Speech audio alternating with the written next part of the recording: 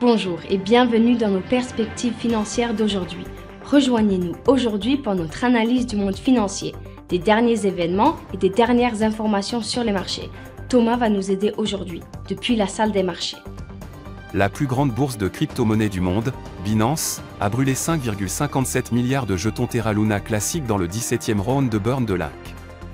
Le total des links brûlés par la bourse s'élève à ce jour à plus de 49 milliards. L'activité de la zone euro s'est contractée pour le 18e mois consécutif en décembre et les puissances manufacturières d'Asie ont été touchées par la reprise économique inégale de la Chine.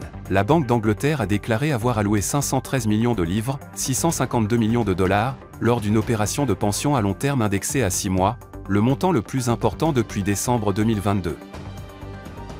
L'action Volkswagen a fait une légère correction à la hausse lors de la dernière session, augmentant de 0,1%.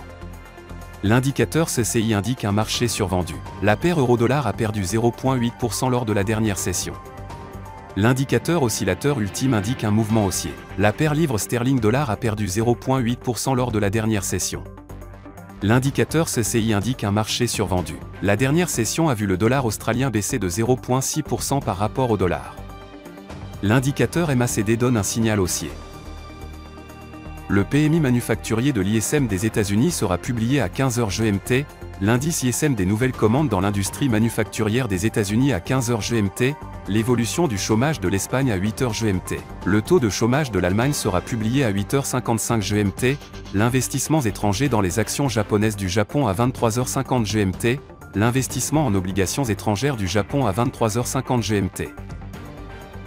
Nous espérons que vous avez apprécié nos perspectives du marché d'aujourd'hui. De la part de toute l'équipe, nous vous souhaitons une journée de trading productive.